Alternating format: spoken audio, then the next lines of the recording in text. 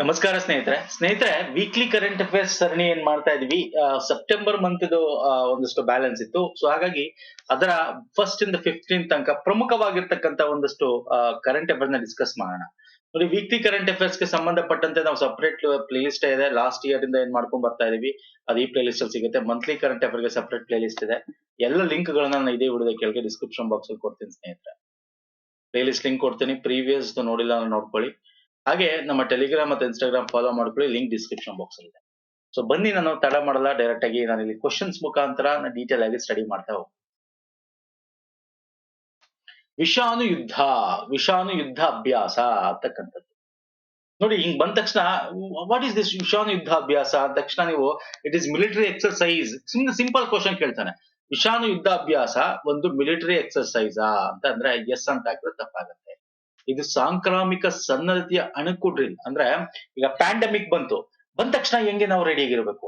ಒಂದು Mach drill ಮಾಡ್ತಾರೆ. Mach drill ಅಂದ್ರೆ ಒಂದು ಅಷ್ಟು ಜಾಗದಲ್ಲಿ ಏನ್ ಮಾಡ್ತಾರೆ, ಒಂದೇನೋ ಸಡನ್ ಆಗಿ ಪ್ಯಾಂಡಮಿಕ್ ಬಂತು, ಅವಾಗ ಏನ್ ಮಾಡ್ಬೇಕು, ಟೆಸ್ಟ್ ಏನ್ ಮಾಡ್ಬೇಕು, ಓಕೆ, ಅದನ್ನ ತಡೆಗಟ್ಟಂಗೆ ಏನೇನ್ ಕ್ರಮ ಕೈಗೊಳ್ಬೇಕು. ಒಂದಷ್ಟು ಜಾಗದಲ್ಲಿ ಅದನ್ನ ಅಣುಕು ಡ್ರಿಲ್, ಈಗ ಗ್ಯಾಸ್ ಲೀಕ್ ಆದ್ರೆ ಅದನ್ನ ಹೆಂಗ್ ತಡಿಬೇಕು ಅಂತ ಅನ್ಬಿಟ್ಟು ನಿಮ್ಗೆ ಫೈರ್ ಎಕ್ಸ್ಟಿಂಗ್ವಿಷರ್ ಒಂದು ಅಣುಕು ಡ್ರಿಲ್ ಮಾಡಿ ತೋರಿಸ್ತಾರೆ ನೋಡಿ ಅಲ್ವಾ. ಫೈರಿಂಗ್ ಎಕ್ಸ್ಟಿಂಗ್ವಿಷರ್ ಹೆಂಗ್ ಬಳಸಬೇಕು ಅಂತ, ಹಂಗೆ ಇದು ಕೂಡ ಒಂದು ಮಾಡಿರ್ತಕ್ಕಂಥದ್ದು. ಇದು ರಾಷ್ಟ್ರೀಯ ಜಂಟಿ ಏಕಾಏಕಿ ಪ್ರಕ್ರಿಯೆ ತಂಡ NGROT ಅಂತಿದೆ. ಅದರ ಒಂದು ಮುಖಾಂತರ ಒಂದು ಹೆಂಗೆ ಮಾಡಬಹುದು ಅಂತಕ್ಕಂತ ಗುರಿಯನ್ನು ಹೊಂದಿರತಕ್ಕಂತ ಒಂದು ಅಣುಕು ಡ್ರಿಲ್. ಎಸ್, ಕರೆಕ್ಟ್ ಆಪ್ಷನ್ ಇದು. ಇದು ರಾಷ್ಟ್ರೀಯ ಒನ್ ಹೆಲ್ತ್ ಮಿಷನ್ ಅಡಿಯಲ್ಲಿ ಬರುತ್ತದೆ. ಇದು ಈ ತರ ನಾವು ಒಂದು ವೈರಸ್ ಬಗ್ಗೆ ಓಕೆ ಇಟ್ಕೊಂಡು ಮಾಡಿರ್ತಕ್ಕಂಥ ಅಣುಕು ಡ್ರಿಲ್ ಫಸ್ಟ್ ಟೈಮ್ ಇದು ಕರೆಕ್ಟ್. ಇಲ್ಲಿ ಯಾವ್ದು ತಪ್ಪಾಗಿದೆ ಅಂತ ಕೇಳೋದು, ಎರಡೂ ಕರೆಕ್ಟ್ ಇದೆ, ಯಾವ್ದು ತಪ್ಪಾಗಿಲ್ಲ ಇಲ್ಲಿ. ಹಾಗಾಗಿ 1 ಮತ್ತು 2 ಅಲ್ಲ, ಅಂದ್ರೆ ಯಾವ್ದು ತಪ್ಪಿಲ್ಲ ಅಂತ ಅರ್ಥ ಇಲ್ಲಿ. ಓಕೆ, ವೈರಸ್ ವಾರ್ ಎಕ್ಸರ್ಸೈಸ್ ಅಂತ ಕರಿತೀವಿ. ವಿಷ್ಣು ಯುದ್ಧಾಭ್ಯಾಸನ ವೈರಸ್ ವಾರ್ ಎಕ್ಸರ್ಸೈಸ್ ಅಂತ ಕರಿತೀವಿ. ಇದನ್ನ ನಾವು ರಾಜಸ್ಥಾನ್ ಅಜ್ಮೀರ್ ಡಿಸ್ಟಿಕ್ ಅಲ್ಲಿ ನಾವು ಮಾಡಿದ್ದು ನ್ಯಾಷನಲ್ ಒನ್ ಹೆಲ್ತ್ ಮಿಷನ್ ಅಡಿಯಲ್ಲಿ. ಅಂದ್ರೆ ಇಲ್ಲಿ ಏನಾಗುತ್ತೆ ಗೊತ್ತಾ, ಈ ಒಂದು ಮಿಷನ್ ಅಡಿಯಲ್ಲಿ ನಮ್ಮ national joint outbreak response team ಅಂತ ಏನಿರುತ್ತೆ, ಒಂದಷ್ಟು ಪ್ರಮುಖವಾಗಿರ್ತಕ್ಕಂಥ ಹೆಲ್ತ್ ಗೆ ಸಂಬಂಧಪಟ್ಟಂತ ಒಂದಷ್ಟು ಡಿಪಾರ್ಟ್ಮೆಂಟ್ ಗಳನ್ನ ಒಟ್ಟಿಗೆ ಕರ್ಕೊಂಡ್ ಬಂದಿರುತ್ತೆ. ಅಲ್ಲಿ ಒಟ್ಟಿಗೆ ಇರ್ತಾರೆ ಇವರಲ್ಲ. ಯಾವ್ದು national centre for disease control ಹೆಂಗ್ ಮಾಡ್ಬೇಕು, ಓಕೆ, ಮೆಡಿಕಲ್ ರಿಸರ್ಚ್ ಸೆಂಟರ್ ಕೂಡ ಇರುತ್ತೆ. ಹೆಂಗೆ ಅದನ್ನ ಐಡೆಂಟಿಫೈ ಮಾಡ್ಬೇಕು, ಹೆಂಗೆ ಈಗ ಪ್ಯಾಂಡಮಿಕ್ ಯಾವ್ದಾದ್ರು ರೋಗದ ಪ್ಯಾಂಡಮಿಕ್ ಬಂದ್ಬಿಟ್ರೆ ಅದನ್ನ ಹೆಂಗ್ ತಡಿಬೇಕು, ಹೆಂಗೆ ಅದು ಮುಂದೆ ಹೋಗೋದು, ಇದರಿಂದ ಎನ್ವೈರನ್ಮೆಂಟ್ ಗೆ ಏನ್ ಎಫೆಕ್ಟ್. ಸೊ ಆ ಒಂದು environment, forest and climate change department ಕೂಡ ಇತ್ತು ಅದ್ರಲ್ಲಿ. ಓಕೆ, ಈ ಇಷ್ಟೊಂದು ಡಿಪಾರ್ಟ್ಮೆಂಟ್ ಗಳೇನಿವೆ ಸೇರ್ಕೊಂಡು ಒಟ್ಟಿಗೆ ಒಂದು ಅಣುಕು ಡ್ರಿಲ್ ನ ಮಾಡಿರ್ತಾರೆ. ಏನಿದು, investigation identification of the virus responsible for the mock drill. Okay, ಹೆಂಗ್ ಐಡೆಂಟಿಫಿಕೇಶನ್ ಹೆಂಗ್ ಮಾಡ್ಬೇಕು, ಮತ್ತೆ ಅದಕ್ಕೆ ಏನ್ ಆಕ್ಷನ್ ತಗೋಬೇಕು ಸ್ಪ್ರೆಡ್ ಆಗದೆ ಇರಂಗೆ. ಹ್ಯೂಮನ್ ಆಗಿರ್ಬೋದು, ಅನಿಮಲ್ ಆಗಿರ್ಬೋದು, ಎನ್ವೈರನ್ಮೆಂಟ್ ಗಳು ಹೆಂಗೆ ಅದನ್ನ ಎಫೆಕ್ಟ್ ಆಗಿ ತಡಿಬೇಕು. ಇದು ಅಣುಕು ಡ್ರಿಲ್ ಅಂತ ಕರಿತೀವಿ, ಮಾಕ್ ಡ್ರಿಲ್ ಅಂತ ಕರಿತೀವಿ. ಹೇಳ್ಬೋದು ಎಲ್ಲ ಆಯ್ತು. What is this? ಇದನ್ನ ನಾವು ವೈರಸ್ ವಾರ್ ಎಕ್ಸರ್ಸೈಸ್ ಅಂತ ಕೂಡ ಕರಿತೀವಿ, ಅಥವಾ ವಿಷ್ಣು ಯುದ್ಧ ಅಭ್ಯಾಸ ಅಂತ ಕೂಡ ಕರಿತೀವಿ. ಅರ್ಥ ಆಯ್ತಲ್ಲ? ಸೊ ವೆರಿ ಇಂಪಾರ್ಟೆಂಟ್ ಸ್ನೇಹಿತರೆ. ನೆಕ್ಸ್ಟ್, ಇತ್ತೀಚೆಗೆ ಕೆಲವೊಮ್ಮೆ ಸುದ್ದಿಯಲ್ಲಿ ಕಂಡ್ರು ಓಂ ಪರ್ವತ ಶಿಖರ ಎಲ್ಲಿ ನೆಲೆಗೊಂಡಿದೆ. ಎಲ್ಲಿದೆ ಸರ್ ಓಂ ಪರ್ವತ? ನಾ ಇಲ್ಲಿ ಮ್ಯಾಪ್ ಹಾಕಿದೆ ನೋಡ್ಬೋದು. ಓಂ ಪರ್ವತ ಎಲ್ಲಿದೆ ಸರ್? ಇಲ್ಲಿ ನೋಡಿ ಓಂ ಪರ್ವತ. ಎಲ್ಲಿ ಬರುತ್ತಿದು? ಉತ್ತರಾಖಂಡ್. ಯಾಕೆ ಸುದ್ದಿಯಲ್ಲಿತ್ತು? ಅಲ್ಲಿ ಪ್ರಮುಖವಾಗಿರ್ತಕ್ಕಂತ ಒಂದಷ್ಟು ಪೀಕ್ ಗಳು ಇದೆ ನೋಡಿ, ಯಾವ ಪ್ಲೇಸ್ ಗಳು ನೋಡ್ಕೊಳ್ಳಿ ಒಂದ್ಸಲ. ಯಾಕೆ ಅಂತಂದ್ರೆ ಅದರ ಒಂದು ಟಾಪ್ ಪೀಕ್ ಏನಿದೆ ಸರ್, ಅದರ ಮೇಲಿರ್ತಕ್ಕಂಥ ಸ್ನೋ ಕವರ್ ಅಂತ ಏನ್ ಕರಿತೀವಿ, ಮಂಜುಗಡ್ಡೆ ಆವೃತ್ತಿ ಎಲ್ಲ ಕರ್ಗೋಗಿದೆ. First time alarming local scientist. Okay, ಇದೊಂದು ನಮ್ಗೆ ಅಲಾರಾಮ್ ತರ ಇದು. ಯಾಕೆ ಅಲಾರಾಮ್?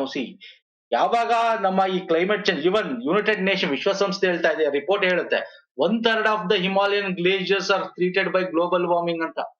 ಓಕೆ, 33% ಆಫ್ ದ ನಮ್ಮ ಹಿಮಾಲಯ ಕರಗ್ತಾ ಇದೆ ಅಂತೆ ಬಿಕಾಸ್ ಆಫ್ ಗ್ಲೋಬಲ್ ವಾರ್ಮಿಂಗ್ ಇಂದ, ಕ್ಲೈಮೇಟ್ ಚೇಂಜ್ ಇಂದ. ಓಕೆ, ಇದಕ್ಕೆ ಬೇರೆ ಬೇರೆ ಇರುತ್ತೆ. ಏನೇನಾಗುತ್ತೆ ಕ್ಲೈಮೇಟ್ ಚೇಂಜ್ ಇಂದ? ಸ್ನೋಫಾಲ್ ಒಂದೇ ಸಲ ಆ ಸ್ನೋ ಕವರ್ ಮೇಲ್ಗಡೆ ಪೀಕ್ ಅಲ್ಲಿ ಏನೋ ಹಿಮ, ಆ ಒಂದು ಬೆಟ್ಟನ ಮುಚ್ಚಿರುತ್ತಲ್ಲ, ಆ ಹಿಮ ಸಡನ್ ಆಗಿರಲ್ಲ. It is a contributing step by step several factors. Snowfall winter ಅಲ್ಲಿ ಕಮ್ಮಿ ಆಗಿರುತ್ತೆ. ವೆಹಿಕಲ್ ಎಮಿಷನ್ ಏನಾಗಿರುತ್ತೆ, ವೆಹಿಕಲ್ ಎಮಿಷನ್, ವಾಹನಗಳಿಂದ ಆಗ್ತಕ್ಕಂತ ಹೊರಸೂಸುವಿಕೆ ಎಮಿಷನ್ ಇಂದ ಆ ಒಂದು ಎನ್ವೈರನ್ಮೆಂಟಲ್ ಚೇಂಜಸ್, ಹೊಗೆಗಳಿಂದ ಹಿಮ ಬರ್ದೆ ಹಂಗಾಗಿರುತ್ತೆ. ಗ್ಲೋಬಲ್ ಟೆಂಪರೇಚರ್ ರೈಸ್ ಇಂದ ಕೂಡ ಆಗಿರುತ್ತೆ. ಮತ್ತೆ ಕಾಡುಗಳ ಉರಿತ, ಫಾರೆಸ್ಟ್ ಫೈರ್ ಅಂತ ಏನ್ ಕರಿತೀವಿ, ಅದರಿಂದ ಬ್ಲಾಕ್ ಕಾರ್ಬನ್ ಇಂದ ಆಗಿರುತ್ತೆ. ಪೊಲ್ಯೂಷನ್ಸ್ ಗಳಿಂದ, ಬೇರೆ ಬೇರೆ ರೀಜನ್ಸ್ ಗಳಿಂದ ಆಗಿ ಇದು ನಮಗೆ ಇವಾಗ ಕಾಣಿಸಿಗಿದೆ. ಇದು ತುಂಬಾ ಅಲಾರಾಮ್ ಇದು. ಯಾಕೆ ಅಲಾರಾಮ್ ಗಂಟೆ ಇದು ನಮ್ಗೆ ಅಂದ್ರೆ ಇದನ್ನ ಬೇರೆ ಬೇರೆ ಇಲ್ಲಿ ಹಿಮಾಲಯನ್ ಎಕೋಸಿಸ್ಟಮ್ ನ ಚೇಂಜ್ ಮಾಡ್ಬರುತ್ತೆ. ಓಕೆ, ಹಿಮಾಲಯನ್ ಎಕೋಸಿಸ್ಟಮ್ ಚೇಂಜ್ ಮಾಡ್ಬಿಡುತ್ತೆ. ಅಲ್ಲಿ ಅದನ್ನ ನಂಬ್ಕೊಂಡು ತುಂಬಾ ಜನ ಇದ್ದಾರೆ, ನಮ್ಮ ಪರಿಸರ ತುಂಬಾ ಚೇಂಜಸ್ ಆಗ್ಬಿಡುತ್ತೆ. ಹಾಗಾಗಿ ದಿಸ್ ಇಸ್ ವೆರಿ ಇಂಪಾರ್ಟೆಂಟ್. ನಮಗೆ ಈ ಒಂದು ಟೆಂಪರೇಚರ್ ಇನ್ಕ್ರೀಸ್ ಆಗ್ತಾ ಇರ್ತಕ್ಕಂಥದ್ದು Himalayan region because of global warming ಇಂದ. ಓಕೆ, ಸೊ ಅದು ಇದ್ರ ಬಗ್ಗೆ ನಿಮ್ಗೆ ಕೇಳಬಹುದು ಎಕ್ಸಾಮ್ ಅಲ್ಲಿ, ನೋಡ್ಕೊಳ್ಳಿ ಸ್ನೇಹಿತರೆ. ಫೈನ್ ಸರ್, ನೆಕ್ಸ್ಟ್ ಬರ್ತೀನಿ. NPS ವಾತ್ಸಲ್ಯಕ್ಕೆ ಸಂಬಂಧಿಸಿದಂತೆ ಈ ಕೆಳಗಿನ ಹೇಳಿಕೆಗಳನ್ನು ಪರಿಗಣಿಸಿ. ಸಿಂಪಲ್ ಇದು ಕ್ವಶನ್ ಕೇಳ್ತಾರೆ. This mention in the budget 2024 and 25. What is the purpose? ಇದನ್ನ ಡೀಟೇಲ್ ಆಗಿ ಇದನ್ನ ಇನಿಶಿಯೇಟ್ ಮಾಡಿದ್ದಾರೆ, ಇಂಪ್ಲಿಮೆಂಟ್ ಮಾಡ್ತಾ ಇದ್ದಾರೆ. ಬಡ್ಜೆಟ್ ಅಲ್ಲಿ ಇದೆ, 2024 ಬಡ್ಜೆಟ್ ಅಲ್ಲಿ. ವಾಟ್ ಇಸ್ NPS ವಾತ್ಸಲ್ಯ? ಇದು ರಾಷ್ಟ್ರೀಯ ಪಿಂಚಣಿ ವ್ಯವಸ್ಥೆಯ ಮಾರ್ಪಡಿಸಿದ ಆವೃತ್ತಿಯಾಗಿದೆ. ವಿಶೇಷವಾಗಿ ಸವಾಲು ಹೊಂದಿರೋ ವ್ಯಕ್ತಿಗಳಿಗೆ ವಿನ್ಯಾಸಗೊಳಿಸಲಾಗಿದೆ. ವಿಶೇಷವಾಗಿ ಸವಾಲು ಅಂತಂದ್ರೆ ಏನು? ಡಿಸೇಬಲ್ಡ್. ಓಕೆ, ಅಂತವ್ರಿಗಾಯ್ತು? ಅಲ್ಲ ಅಲ್ಲ, ಅಂತವ್ರಿಗಲ್ಲ ಇದು. ದಿಸ್ ಇಸ್ ಫಾರ್, ಇಲ್ಲೇ ಕೊಟ್ಟಿದ್ದೀನಿ, ಮೈನರ್ಸ್ ಚೈಲ್ಡ್ ಅಂದ್ರೆ ಬಿಲೋ 18 years ಗೆ ಮಾಡಿರ್ತಕ್ಕಂಥ ಒಂದು ಪಿಂಚಣಿ ವ್ಯವಸ್ಥೆ ವಾತ್ಸಲ್ಯ, NPS ವಾತ್ಸಲ್ಯ ಅಂತ ಕರಿತೀವಿ. ಹೌದು, ಇದು ರಾಷ್ಟ್ರೀಯ ಪಿಂಚಣಿ ವ್ಯವಸ್ಥೆಯಲ್ಲೇ ಬರುತ್ತೆ, ಆದ್ರೆ ವಿಶೇಷವಾಗಿ ಸಾಲ ಹೊಂದಿರತಕ್ಕಂಥ ವ್ಯಕ್ತಿಗಳೆಲ್ಲ ಮೈನರ್ಸ್, ಚಿಲ್ಡ್ರನ್ಸ್ಗೆ ಮಾಡಿರ್ತಕ್ಕಂಥದ್ದು. ಈ ಸಂಯೋಜನೆಯ ಮೂಲಕ ಕಾಲಾಂತರದಲ್ಲಿ ಗಮನಾರ್ಹ ಸಂಪತ್ತು ಸೃಷ್ಟಿಸುವ ಸಾಮರ್ಥ್ಯವನ್ನು ಹೊಂದಿದೆ. ಇದು ಕರೆಕ್ಟ್ ಆಪ್ಷನ್. ಯಾವ್ದು ಸರಿಯಾಗಿದೆ? ಕೇವಲ 2 ಮಾತ್ರ. NPS ವಾತ್ಸಲ್ಯ ಬಡ್ಜೆಟ್ ಅಲ್ಲಿ ಮೆನ್ಷನ್ ಆಗಿತ್ತು ಈ ವರ್ಷ. ಸೊ ಏನ್ ಹೇಳ್ತಾ ಇದೆ NPS ವಾತ್ಸಲ್ಯ? ಏನಂದ್ರೆ, ಈಗ ಬಿಲೋ 18 ತನಕ ಈಗ ಚಿಕ್ಕ ಮಕ್ಕಳಿಗೆನೆ ಒಂದು ಪೆನ್ಷನ್ ಸ್ಕೀಮ್ ನ ಮಾಡ್ಕೊಟ್ಬಿಡೋದು. ಅಂದ್ರೆ ಅದು ಪೆನ್ಷನ್ಸ್ ಬರುತ್ತೆ ಅಂತಲ್ಲ, 18 years ತನಕ ನೀವು ದುಡ್ಡು ಕಟ್ಕೊಂಡು ಹೋಗ್ಬೇಕು ಸ್ನೇಹಿತರೆ. ಯಾರು? ಅವರ ಒಂದು guardian, parents.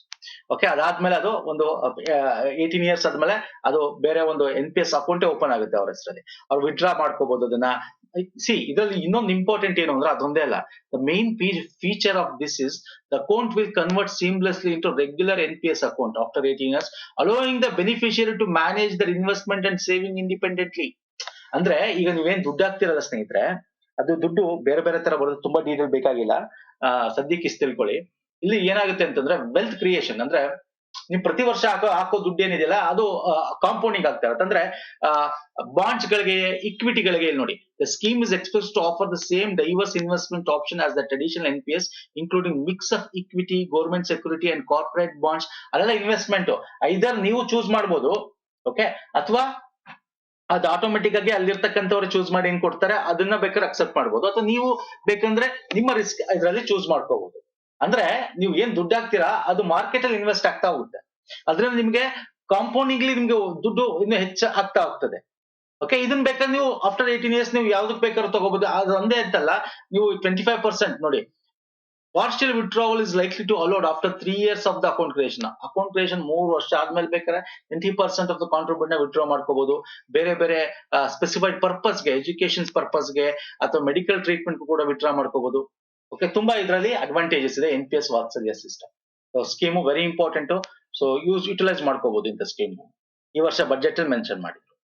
Fine sir, next ಬರ್ತೀನಿ. ಅಂತಾರಾಷ್ಟ್ರೀಯ ಸಹಕಾರ ಒಕ್ಕೂಟ, very important question. International cooperative alliance, ICA. First time ಇನ್ ಇಂಡಿಯಾದಲ್ಲಿ ಅದರ ಒಂದು ಸಭೆನ ಮಾಡ್ತಾ ಇದ್ದಾರೆ. ಓಕೆ, ಬನ್ನಿ ಇದ್ರ ಬಗ್ಗೆ ಡಿಸ್ಕಸ್ ಮಾಡೋಣ. ICA ಎಲ್ಲಿದೆ, ಹೆಡ್ ಕ್ವಾರ್ಟರ್ಸ್ ಹೇಳಿ ನೋಡೋಣ. ಇವೆಲ್ಲ ನಾವು ಇದ್ರಲ್ಲಿ ಡಿಸ್ಕಸ್ ಮಾಡಿದೀವಿ, ಯಾವ್ದ್ರಲ್ಲಿ ಕೋಆಪರೇಟಿವ್ ಸೀರೀಸ್ ಗಳಲ್ಲಿ ಡಿಸ್ಕಸ್ ಮಾಡಿದೀವಿ. ICA ವೆಬ್ ಪೇಜ್ ಅಲ್ಲಿ ಇದೆ ಸರ್. ಬ್ರೆಜಿಲ್ ನ ಯಾವ ಪ್ರದೇಶದಲ್ಲಿ ಹೇಳಿ? ಸಾರಿ, ಇದು ಅಂತರ್ ಸರ್ಕಾರಿ ಸಂಸ್ಥೆ ಆಗಿದ್ದು ಜಗತ್ತಿನಾದ್ಯಂತ ಸಹಕಾರ ಸಂಸ್ಥೆಗಳಿಗೆ ಸೇವೆ ಸಲ್ಲಿಸುವ ಗುರಿಯನ್ನು ಹೊಂದಿದೆ. ಎಲ್ಲ ಕರೆಕ್ಟ್, ಬಟ್ ಇಲ್ಲಿದೆ ಸರ್ಕಾರಿ ಸಂಸ್ಥೆ ಅಲ್ಲ, ಇದು ನಾನ್ ಗೌರ್ಮೆಂಟಲ್. ಇದು non government. Okay, non profit, non governmental organisation ಇದು. ಫೈನ್ ಸರ್, ಹಾಗಾಗಿ ತಪ್ಪಾಗುತ್ತೆ. ಸರ್ಕಾರಿ ಅಲ್ಲ ಇದು, ಗೌರ್ಮೆಂಟ್ ಅಲ್ಲ, ನಾನ್ ಗೌರ್ಮೆಂಟ್. ಓಕೆ, ಇದು ಸಹಕಾರಿ ಮಾದರಿಯನ್ನು ಉತ್ತೇಜಿಸಲು 1895ರಲ್ಲಿ ಸ್ಥಾಪಿತವಾದ ಜಾಗತಿಕ ಸಹಕಾರ ಚಳವಳಿಯ ಪ್ರಧಾನ ಸಂಸ್ಥೆ ಆಗಿದೆ. ಹೌದು ಸರ್. ಭಾರತವು ಅದರ ಸದಸ್ಯ ರಾಷ್ಟ್ರವಾಗಿದೆ, ಆದರೆ ಇದು ಎಂದಿಗೂ ಅಂತಾರಾಷ್ಟ್ರೀಯ ಸಹಕಾರ ಒಕ್ಕೂಟದ ಸಾಮಾನ್ಯ ಸಭೆಯನ್ನು ಆಯೋಜಿಸಿದೆ. ಕರೆಕ್ಟ್, ಇದು ಕೂಡ. This is the first time we are conducting this general assembly in India. Okay, so option ಕೇವಲ 2 ಸರಿ, 2 and 3. ಸೊ ಒಂದ್ ತಪ್ಪು. ಯಾಕೆ ತಪ್ಪು? It is non governmental, simple. Okay, 2024 November ಅಲ್ಲಿ ನಾವು ಈ ಇಂಟರ್ನ್ಯಾಷನಲ್ ಕೋಆಪರೇಟಿವ್ ಅಲಿಯನ್ಸ್ ನ ಡೆಲ್ಲಿಲಿ ನಾವು ಮಾಡಬೇಕು, ಹೋಸ್ಟ್ ಮಾಡ್ತೀವಿ. First time in India. India is a member, ಇದು member. Okay, it is non governmental organisation. ಹಾಗಾಗಿ ಆಪ್ಷನ್ 1 ತಪ್ಪಾಗಿತ್ತು. ಇದು ಫಸ್ಟ್ ಟೈಮ್ ಫೌಂಡ್ ಆಗಿದ್ದು ಲಂಡನ್ ನಲ್ಲಿ. ಓಕೆ, 1895ರಲ್ಲಿ ಫಸ್ಟ್ ಕೋಆಪರೇಟಿವ್ ಕಾಂಗ್ರೆಸ್ ನ ಒಂದು ಸಮ್ಮೇಳನ ನಡೆಯುತ್ತೆ, ಅವಾಗ ಇದನ್ನ ಫೌಂಡ್ ಮಾಡ್ತಾರೆ. ಅಂದ್ರೆ ಇದನ್ನ ಸ್ಥಾಪನೆ ಮಾಡೋದು 19 ಆಗಸ್ಟ್ 1895ರಲ್ಲಿ. ಬಟ್ ಹೆಡ್ ಕ್ವಾರ್ಟರ್ಸ್ ಆಮೇಲೆ ಚೇಂಜ್ ಆಗುತ್ತೆ. ನಾನು ಹೇಳ್ತಾ ಇದ್ದೀನಿ ಎಲ್ಲಿ ಅಂತ, ಬ್ರುಸೆಲ್ಸ್.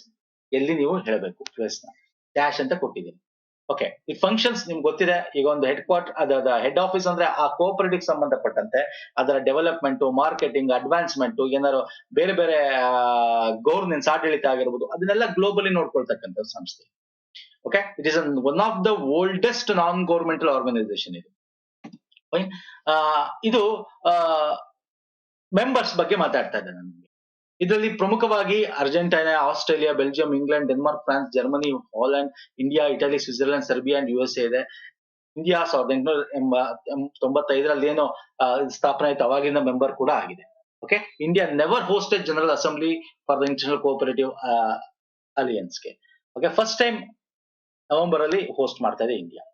ಫೈನ್. ಸೊ ಹಾಗಾಗಿ ತುಂಬಾ ಇಂಪಾರ್ಟೆಂಟ್ ಇದು. ನೆಕ್ಸ್ಟ್ ಬರ್ತೀನಿ, ಪ್ರಾಜೆಕ್ಟ್ ಬೇದಿಯಾ ಅನ್ನೋ ಕೆಳಗಿನ ಯಾವ ಉದ್ದೇಶಗಳಾಗಿ ಪ್ರಾರಂಭಿಸಲಾಗಿದೆ? ಬೇದಿಯಾ ಅಂತ ಫಿಲಮು ಅದೆಲ್ಲ ನೋಡಿರ್ತೀರಾ, ನೀವು ಕೇಳಿರ್ತೀರಾ. ಹೇಳಿ, ಯಾವ್ದಕ್ಕೆ ಸಂಬಂಧಪಟ್ಟಿದೆ?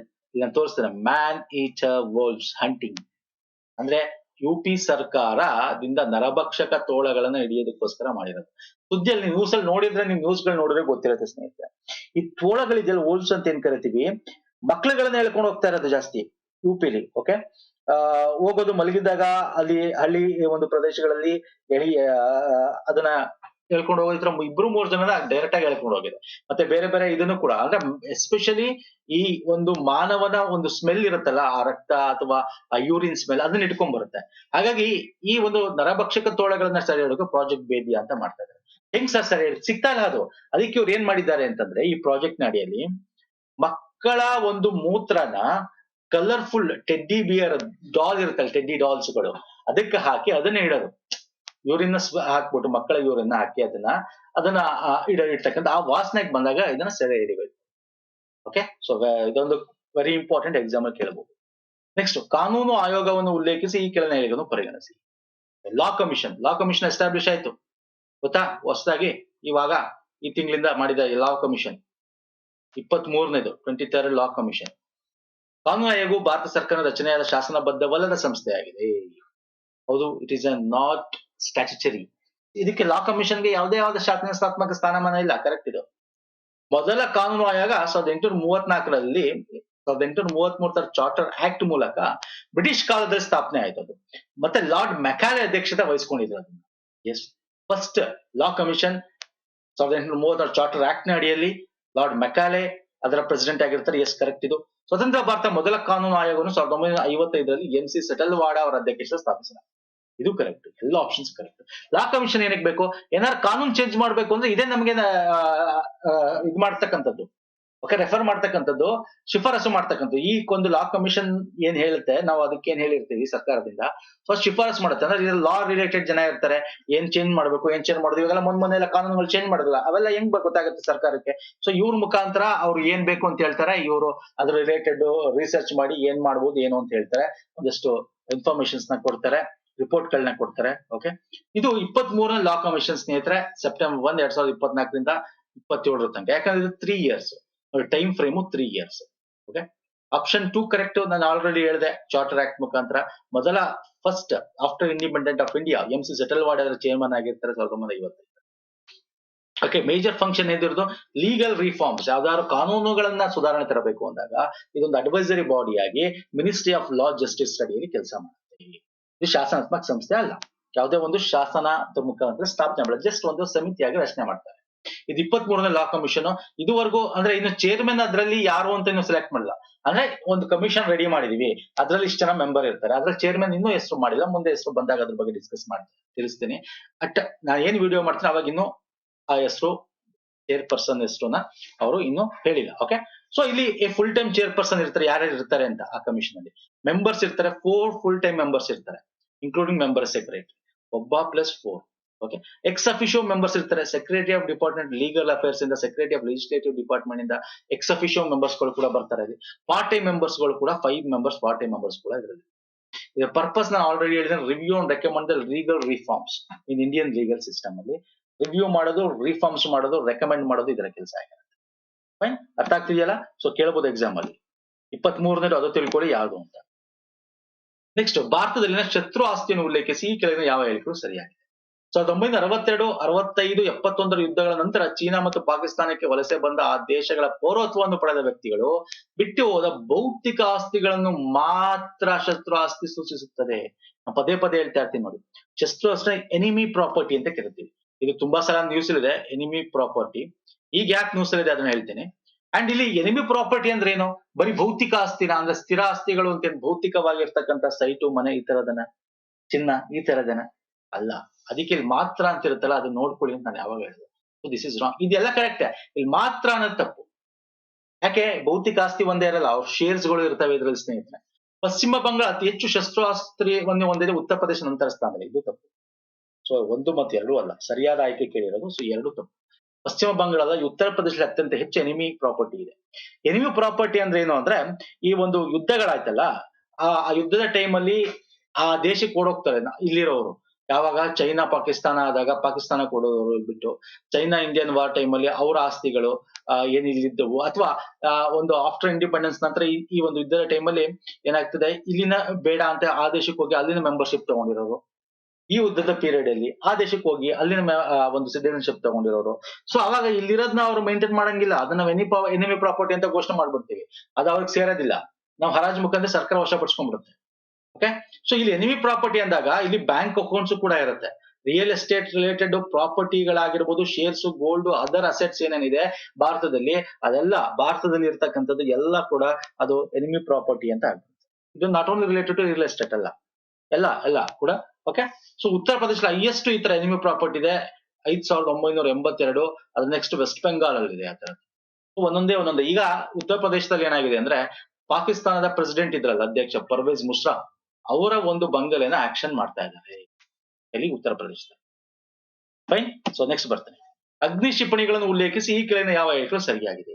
ಅಗ್ನಿ ಕ್ಷಿಪಣಿಗಳು ಮಧ್ಯಮದಿಂದ ಖಂಡಾಂತರ ವ್ಯಾಪ್ತಿಯ ಸೂಪರ್ ಕ್ರೂಸ್ ಕ್ಷಿಪಣಿಯ ಸರಣಿಯಾಗಿದ್ದು, ಭಾರತವು ತನ್ನ ಸಮಗ್ರ ಮಾರ್ಗದರ್ಶಿ ಕ್ಷಿಪಣಿ ಅಭಿವೃದ್ಧಿ ಕಾರ್ಯಕ್ರಮದ ಅಡಿಯಲ್ಲಿ ಅಭಿವೃದ್ಧಿಪಡಿಸಿದೆ. ಇಂಟಿಗ್ರೇಟೆಡ್ ಡೆವಲಪ್ಮೆಂಟ್ ಪ್ರಾಜೆಕ್ಟ್ ಅಡಿಯಲ್ಲಿ ಇರ್ತಕ್ಕಂಥದ್ದ ಇದು. ಎಸ್. ಆದ್ರೆ ಇದು ಸೂಪರ್ ಕ್ರೂಸ್ ಮಿಸೈಲ್ ಅಲ್ಲ, ಇಟ್ ಇಸ್ ಅ ಬಲ್ಲಾಸ್ಟಿಕ್ ಇಂಗ್ಲಿಷ್ ಅಲ್ಲಿ ಬಲ್ಲಾಸ್ಟಿಕ್ ಮಿಸೈಲ್ ಅಂತ ಕರಿತೀವಿ. ಸೂಪರ್ ಕ್ರೂಸ್ ಮಿಸೈಲ್, ನಿಮ್ಗೆ ಕ್ರೂಸ್ ಮಿಸೈಲ್ ಬಂದು ಅಗ್ನಿ 6 ಇನ್ನು ಬಂದಿಲ್ಲ, ಅದನ್ನ ಕ್ರೂಸ್ ಮಿಸೈಲ್ ಆಗಿ ಮಾಡ್ತಾ ಇದ್ದಾರೆ. ಸೂಪರ್ ಸಾನಿಕ್ ಅದು. ಓಕೆ. ಸೊ ಹಾಗಾಗಿ ಇದು this is wrong. It is a ballistic missile. So ಹಂಗಾಗಿ ದಿಸ್ ಇಸ್ ರಾಂಗ್. ನೋಡಿದ್ದೀನಿ, ಬೆಲ್ಲಾಸ್ಟಿಕ್ ಕ್ಷಿಪಣಿಗಳು ಅಂತ ಕರಿತೀವಿ. ತಮ್ಮ ಹಾರಾಟದ ಉದ್ದಕ್ಕೂ ಸಬ್ಸಾನಿಕ್ ವೇಗದಲ್ಲಿ ಜೆಟ್ ಚಾಲಿತವಾಗಿರ್ತಾರೆ, ಆದರೆ ಕ್ರೂಸ್ ಕ್ಷಿಪಣಿಗಳು ಹಾರಾಟದ ಆರಂಭಿಕ ಹಂತದಲ್ಲಿ ಮಾತ್ರ ರಾಕೆಟ್ ಚಾಲಿತವಾಗಿರುತ್ತೆ. ಇದು ಉಲ್ಟಾ ಕೊಟ್ಟಿದ್ದೀನಿ ನನಗೆ.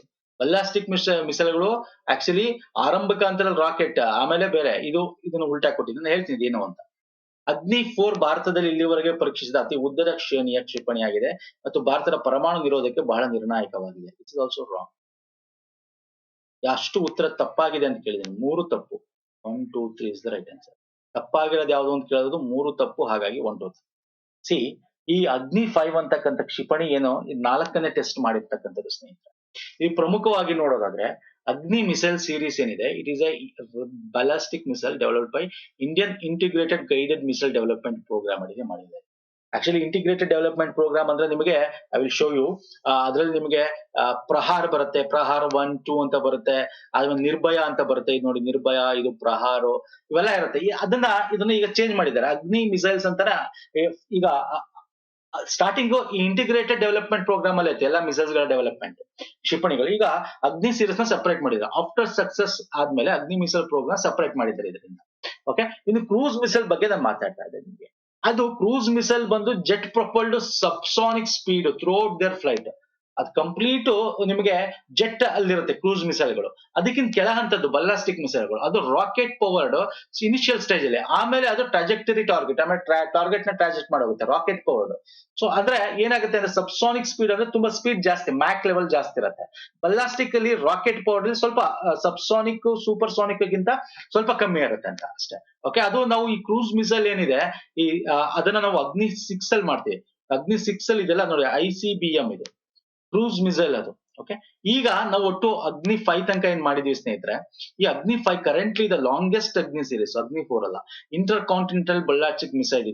ಇದು 5000 ಕಿಲೋಮೀಟರ್ ಗಿಂತ ಏನೋ ಜಾಸ್ತಿ ಕವರ್ ಮಾಡುತ್ತೆ. ನೆಕ್ಸ್ಟ್ ಬರ್ತಕ್ಕಂಥ ಇಂಥ ಕಾಂಟಿನೆಂಟಲ್ ಬಲ್ಲಾಸ್ಟಿಕ್ ಮಿಸೈಲ್ ಅಡಿಯಲ್ಲಿ ಇದು ಮಾಡ್ತಾ ಇದೀವಲ್ಲ, ಅದು 11,000 12,000 ಕಿಲೋಮೀಟರ್ ಇದೆ. ಅಂದ್ರೆ ಇದೇನಂದ್ರೆ ಇಷ್ಟೇ, ಈ ಒಂದು ಫಿಗರ್ ನೋಡಿದ್ರೆ ನಿಮ್ಗೆ ಗೊತ್ತಾಗ್ತಾ ಹೋಗುತ್ತೆ. ಈಗ ಭಾರತದ ಎಲ್ಲೆಯಿಂದ ನಿಮ್ಗೆ ಈಗ ಅಗ್ನಿ 1 ಆದ್ರೆ 7,700 ಕಿಲೋಮೀಟರ್ ತನಕ ಇತ್ತು.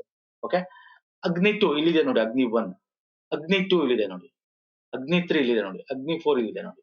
ಅಂದ್ರೆ ಅದರ ರೇಂಜ್ ಇಷ್ಟು ಕವರ್ ಮಾಡುತ್ತೆ ಭಾರತದ ಎಲ್ಲೆಯಿಂದ. ಆ ದೇಶಗಳ ಮೇಲೆ ದಾಳಿ ಮಾಡಬಹುದು. ಓಕೆ, ಸೊ ಬೇರೆ ದೇಶಗಳು ಕೂಡ ಈ ತರ ನಾವು ಮಿಸೈಲ್ ಸೆಲೆಕ್ಟ್ ಮಾಡಿದಾಗ ಅಕ್ಕಪಕ್ಕದ ರಾಷ್ಟ್ರಗಳು ಸ್ವಲ್ಪ ಒಂದಷ್ಟು ತಕರಾರುಗಳಾಗ್ತವೆ. ಇವ್ರು ಸುಳ್ಳು ಹೇಳ್ತಾ ಇದ್ರೆ, ಇದು ಇನ್ನೂ ಜಾಸ್ತಿ ಇರಬಹುದು, ಈ ತರ ಮಾಡಂಗಿಲ್ಲ, ಹಂಗೆ ಹಿಂಗೆ ಅಂತ ತಕರಾರುಗಳಾಗ್ತವೆ. ಸೊ ಅದಕ್ಕೆಲ್ಲ ತಲೆ ಕೆಡ್ಸ್ಕೊಳ್ಳಲ್ಲ, ನಮ್ಮ ಕ್ಷಿಪಣಿಗಳನ್ನ ನಾವು ರೆಡಿ ಮಾಡಿ ಇಟ್ಕೋತೀವಿ, ಯಾವಾಗ ಏನಾಗುತ್ತೆ ಅಂತ ಗೊತ್ತಿಲ್ಲ. ಅಗ್ನಿ 5 ಬಂದ್ರೆ ನಿಮಗೆ ಇನ್ನು ನಮಗೆ ಆ ರೇಂಜ್, ಅಗ್ನಿ 6 ಬಂದ್ರೆ ರೇಂಜ್ ನಿಮಗೆ 11,000-12,000 ಕಿಲೋಮೀಟರ್ ಇರುತ್ತೆ. 11,000. ಓಕೆ, ಇದು ಇನ್ನೂ ಜಾಸ್ತಿ ಆಗುತ್ತೆ ಕಿಲೋಮೀಟರ್. ಸೊ ನಿಮ್ಗೆ ಕೇಳ್ಬೋದು, ಈ ಅಗ್ನಿ ಮಿಸೈಲ್ ಎಷ್ಟು ಟೈಪ್ ಇದೆ ಅಂತ ಕೇಳ್ಬೋದು. ಅಥವಾ ಅಗ್ನಿ ಮಿಸೈಲ್ 5 ಎಷ್ಟು ಕಿಲೋಮೀಟರ್ ತನಕ ಇದೆ, 4 ಎಷ್ಟು ಕಿಲೋಮೀಟರ್ ತನಕ ಇದೆ, 3 ಎಷ್ಟು ಕಿಲೋಮೀಟರ್ ತನಕ ಇದೆ, 2 ಎಷ್ಟು ಕಿಲೋಮೀಟರ್ ತನಕ ಆಗುತ್ತೆ. ಸೊ ಹಿಂಗೆ ಎಕ್ಸಾಮ್ ಅಲ್ಲಿ ಕೇಳ್ಬೋದು. ಓಕೆ, ಸೊ ಇದನ್ನ ತಿಳ್ಕೊಳ್ಳಿ ಏನು ಅಂತ. ಇದನ್ನ ನಾವು integrated test range Chandipur Odisha coast ಇಂದ ಟೆಸ್ಟ್ ಮಾಡಿದೀವಿ. ಸಕ್ಸಸ್ಫುಲ್ ಆಗಿ 4ನೇ ಟೆಸ್ಟ್ ಮಾಡಿದೀವಿ. ಫೈನ್. ಸೊ ನೆಕ್ಸ್ಟ್ ಬರ್ತೀನಿ sir. This is most important science and technology once again. First private space walk attempt. ನೀವು ಲೈವ್ ಎಲ್ಲ ನೋಡಿದ್ರೆ ಗೊತ್ತಿರುತ್ತೆ ಈ ಟೈಮ್ ಅಲ್ಲಿ ಏನಾಯ್ತು ಅಂತ. ನೋಡಿದ್ರ ಸೆಪ್ಟೆಂಬರ್ 9, 12 ಐ ಥಿಂಕ್ ಡೇಟ್ ಮರ್ತೋಯ್ತು ನನಗೆ. Okay, no problem. ನೋಡಿದ್ರೆ ಗೊತ್ತಿರುತ್ತೆ, ಈಗಲೂ ಇರುತ್ತೆ, ಹೋಗಿ ನೋಡಿ ವಿಡಿಯೋಗಳಲ್ಲಿ. ಇದೇನು ಅಂತಂದ್ರೆ ಸ್ಪೇಸ್ ವಾಕ್ ಅಂದ್ರೆ ಅಂತರಿಕ್ಷದಲ್ಲಿ ನೀವು ವಾಕ್ ಮಾಡೋದು. ಓಕೆ, ಈ ಕ್ಯಾಪ್ಸೂಲ್ ಇಂದ ಹೊರಗೆ ಬಂದು ವಾಕ್ ಮಾಡೋದು. It is a private first time ಆಗಿರೋದು. ಓಕೆ, ಇದ್ರ ಬಗ್ಗೆ ಡಿಸ್ಕಸ್ ಮಾಡೋಣ. ಪೋಲಾರಿಸ್ ಡಾನ್ ಮಿಷನ್ ಬಾಹ್ಯಾಕಾಶ ನಡಿಗೆಯನ್ನು ನಡೆಸುವ ಮೊದಲ ಖಾಸಗಿ ಧನ ಸಹಾಯದ ಕಾರ್ಯಾಚರಣೆ ಆಗಿದೆ. ಕರೆಕ್ಟಾ ಇದು? ಕರೆಕ್ಟಾ? Yes. Polaris Dawn mission Van Allen belt ಗಳ ಮೂಲಕ ಪರಿಭ್ರಮಣೆ ಒಳಗೊಂಡಿರುತ್ತದೆ. ವ್ಯಾನ್ ಅಲೆನ್ ಬೆಲ್ಟ್ ಬಗ್ಗೆ ಒಂಚೂರು ಬೇಸಿಕ್ ನಾಲೆಜ್ ಸ್ವಲ್ಪ ಹೇಳ್ಬಿಡ್ತೀನಿ, ತಿಳ್ಕೊಳ್ಳಿ. ವ್ಯಾನ್ ಅಲೆನ್ ಬೆಲ್ಟ್ ಗಳು ಭೂಮಿಯನ್ನು ಸುತ್ತುವರೆದಿರುವ ಚಾರ್ಜ್ ಕಣಗಳು. ಓಕೆ, ಚಾರ್ಜ್ ಪಾರ್ಟಿಕಲ್, ಅದು ಒಂದು ರೀಜನ್ ಇರುತ್ತೆ, ಚಾರ್ಜ್ ರೀಜನ್ ಅದು. ಓಕೆ, ನಮ್ಗೆ ಈ ಒಂದು ಸೋಲಾರ್ ಫ್ಲೇಕ್ಸ್ ಬರುತ್ತಲ್ಲ, ಅದನ್ನ ತಡೆಯುತ್ತೆ ಅದು ಆಕ್ಚುಲಿ. ಓಕೆ, ಮ್ಯಾಗ್ನೆಟೋಸ್ಪಿಯರ್ ಅಲ್ಲಿ ಇರುತ್ತದೆ. ಅವು ವಾಯುಮಂಡಲದಲ್ಲಿ ಹಿಡಿದಿರುತ್ತದೆ, ವಾಯುಮಂಡಲದಲ್ಲಿ ಹಿಡಿದಿರ್ತಿಲ್ಲ. This is wrong. ಓಕೆ, ಈಗ ಭೂಮಿ ಇದೆ ಅಂದ್ರೆ ನಿಮಗೆ ಇಲ್ಲಿ ಹಿಂಗಿರುತ್ತೆ, ಹಿಂಗೆ ಅದು ಭೂಮಿ ಸುತ್ತ. ಇದು inner layer of van Allen belt. ಇದು ಔಟರ್ ಲೇಯರ್.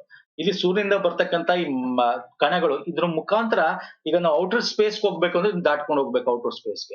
ಔಟರ್ ಸ್ಪೇಸ್ ಹೋಗ್ಬೇಕಂದ್ರೆ ದಾಟ್ಕೊಂಡು ಹೋಗ್ಬೇಕು ಇಲ್ಲಿ ಭೂಮಿಯಿಂದ.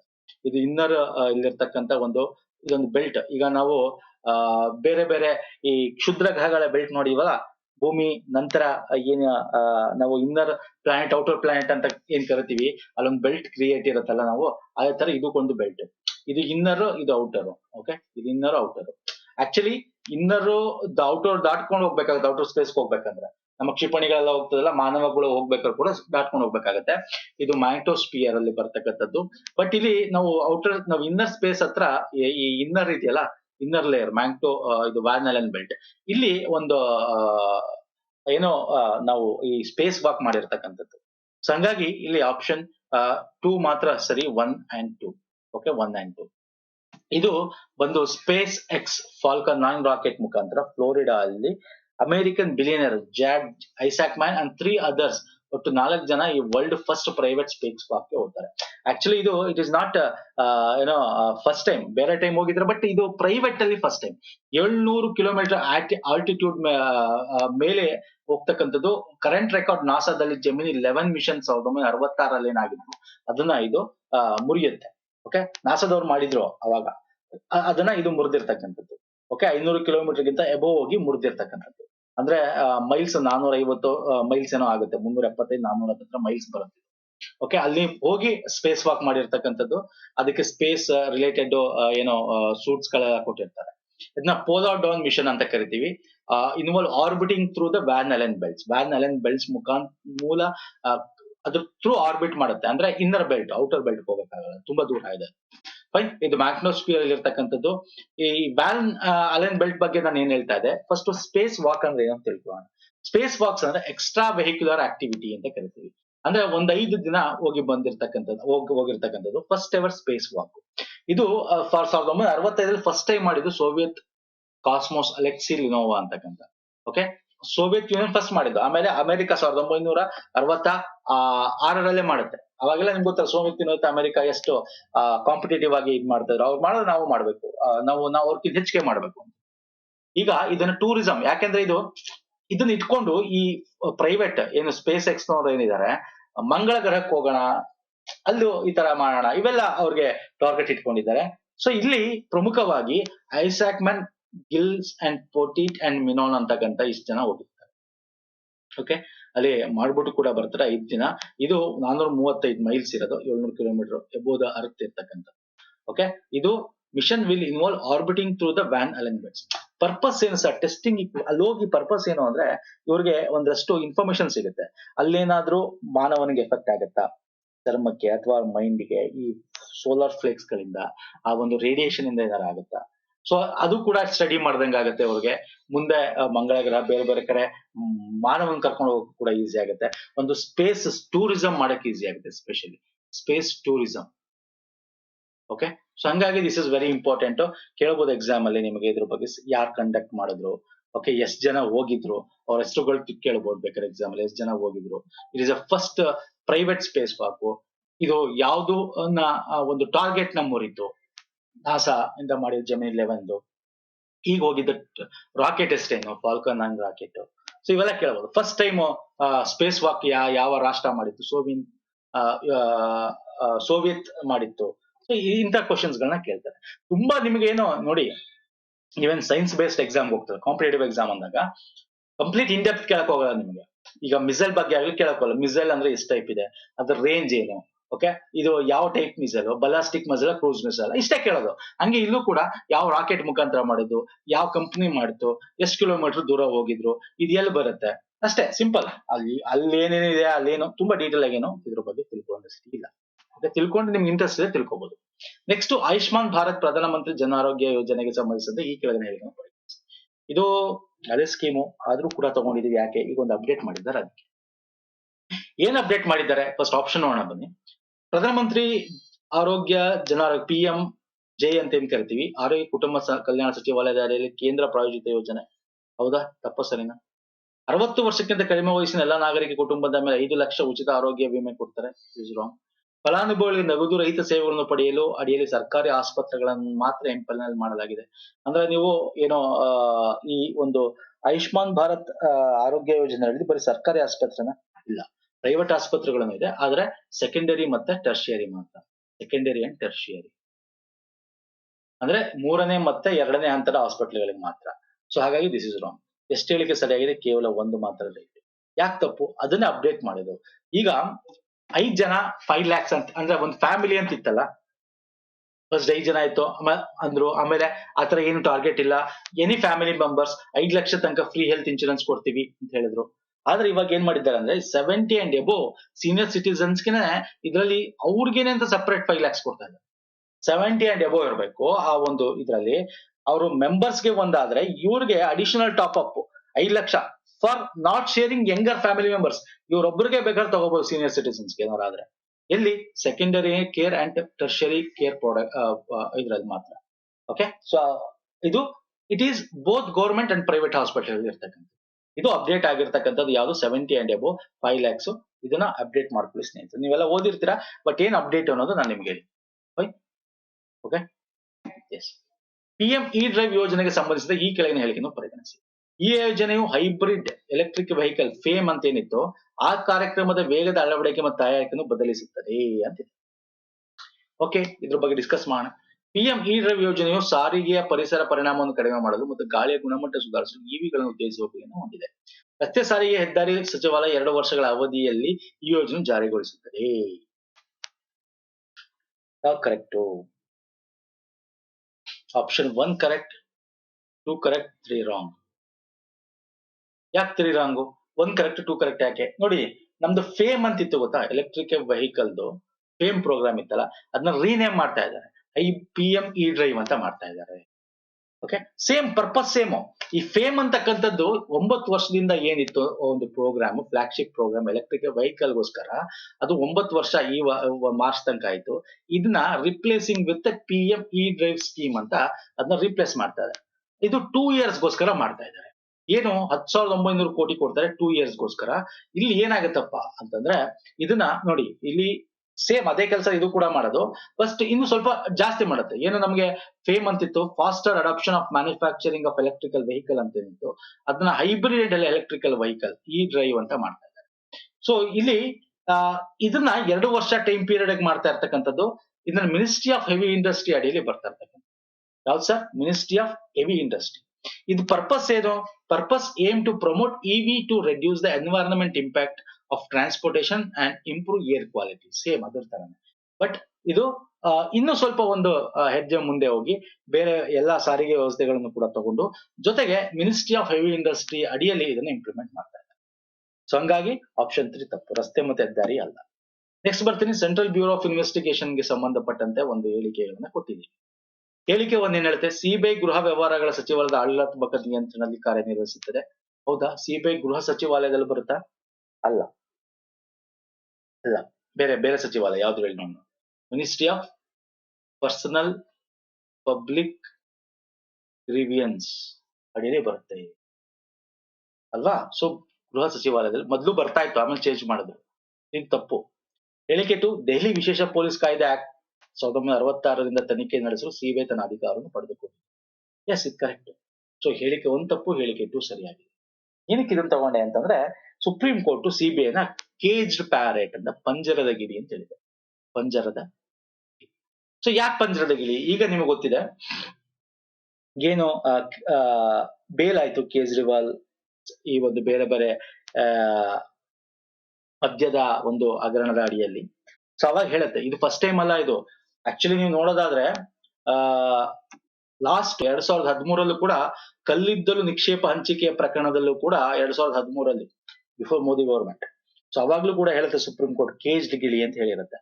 ನ್ಯಾಯಮೂರ್ತಿ ಎಂ ಲೋಧಾ ನೇತೃತ್ವದ ಪೀಠ ಇದನ್ನ ಹೇಳಿರುತ್ತೆ. ಜೊತೆಗೆ ಯಜಮಾನ ಧ್ವನಿ, master of voice of the master ಅಂತ, ಅಂದ್ರೆ ಅಲ್ಲಿ ಯಾರು ಇದು ಯಾವ ಅಡಿಯಲ್ಲಿ ಬರುತ್ತೆ, ಸರ್ಕಾರ ಅಥವಾ ಯಾವ ಗೌರ್ಮೆಂಟ್ ಅಡಿಯಲ್ಲಿ ಬರುತ್ತೆ, ಅದರ ಒಂದು ವಾಯ್ಸ್ ಇಟ್ಕೊಂಡು ಕೆಲಸ ಮಾಡುತ್ತೆ ಅಂತ. ಪಂಜರದ ಗಿಳಿಯಾಗಿ ಈವನ್ ಇಟ್ ಇದೆ ಸ್ವಾಯತ್ತತ ಸಂಸ್ಥೆ, ಇದೊಂದು ಅಟೋನಮಸ್ ಸಂಸ್ಥೆ ಆಗಿದ್ರು ಕೂಡ ಪಂಜರದ ಗಿಳಿ ಅಂತ ಕೆಲಸ ಮಾಡುತ್ತೆ.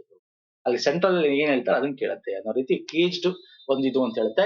ಇವಾಗ ದೆಹಲಿ ಮುಖ್ಯಮಂತ್ರಿಗೆ ಏನೋ ಜಾಮೀನು ನೀಡುವ ಸಂದರ್ಭದಲ್ಲೂ ಕೂಡ ನ್ಯಾಯಾಧೀಶರು ಇದ್ರ ಬಗ್ಗೆ ಹೇಳ್ತಾರೆ, ಕೇಜ್ಡ್ ಪ್ಯಾರೆಟ್ ಅಂತ, ಪಂಜರದ ಗಿಳಿ ಅಂತ ಹೇಳ್ತಾರೆ.